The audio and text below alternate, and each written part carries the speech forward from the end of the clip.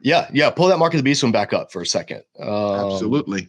And guys, I'm going to rely on Gregory because I can see the stream, the comments coming in, but they go too fast. So Gregory can help me catch them. Vinxit. I like Vinxit. I'm going to say Vinxit. Hi, JM. I have a question. Do you think the mark of the beast is literally a mark? In a vid, you seem to say no, but in another, you say it's a mockery of Tephilim, which implies it's literal. That's a good question. And that was in another Q&A. Somebody asked, like, what is the mark of the beast? Is it a mockery, do you think, of the Tephilim, which is the scroll that observant Jews, they would wear, the little piece of the wooden box that contains a section of Torah.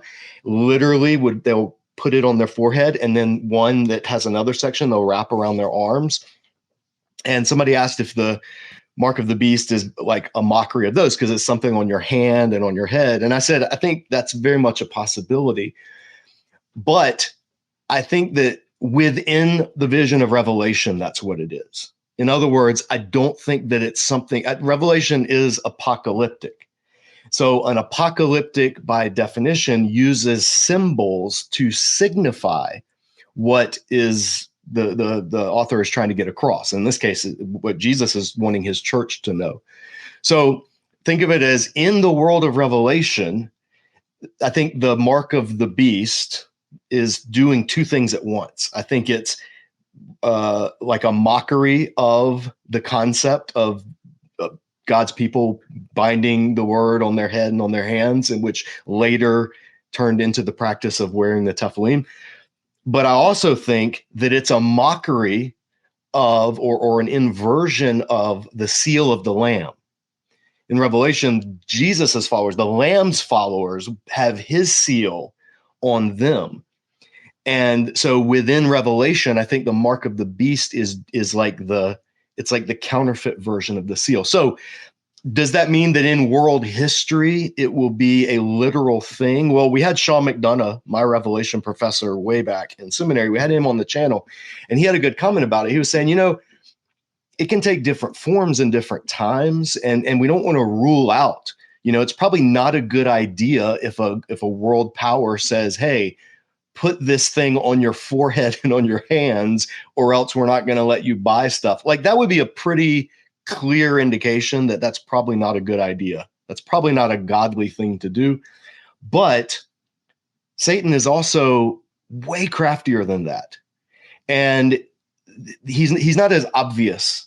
And in Revelation, the mark of the beast is giving, like, with your head, what you think, what you feel, and with your hand, what you do. It's like giving allegiance to that world system, which in the book of Revelation is the beast. And it uses the name of Nero done in Gematria in Hebrew. And there's a lot going on in Revelation. So all that to say, I'm looking over on my shelf. I have a DVD of A Thief in the Night. It's a classic 70s rapture movie that a friend of mine gave me as a gag gift. And if you remember A Thief in the Night, they literally get, I think it's a barcode or some type of little symbol, like tattooed on the head and on their hands. Do I think that's what's going to happen? No, I don't. I think that's, again, I think Satan's more crafty than that. I think even the dumbest, thickest, most obtuse Christian would understand that level of on the noseness. But do I think that, like if there is a system that arises that says, give us your allegiance in what you say and what you do, I think then you're getting into mark of the beast territory, because that's the counterpart to the mark of the Lamb. The seal of the Lamb is giving allegiance to the Lamb, following the Lamb. And so I think it's a fitting counterpart to it. Shameless plug. If you're interested in going deeper in Revelation, check out the work by our friend, Dr. David De Silva. Even more shameless plug, although this one I don't know it's plug because I don't know if we have spaces yet. Check and see. But David and I are leading a group in the fall to tour the 7 churches of Revelation over in Asia Minor.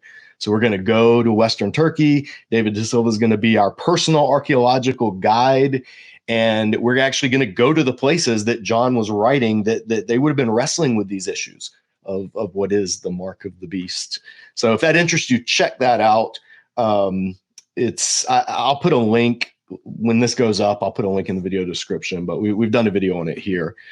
I also want to announce, that was a really good question, by the way, Vinxit. I hope I answered it well enough. For more on that, we have an entire course here. Disciple Dojo has a full course called Revelation, a guided tour of the apocalypse. There's a downloadable workbook.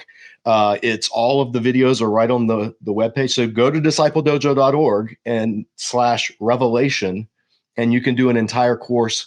It was recorded over a decade ago. So the quality audio video wise it's not what you're looking at right now. It's not good, but it's free. So check that out. We do walk through the entire book and unpack that symbolism.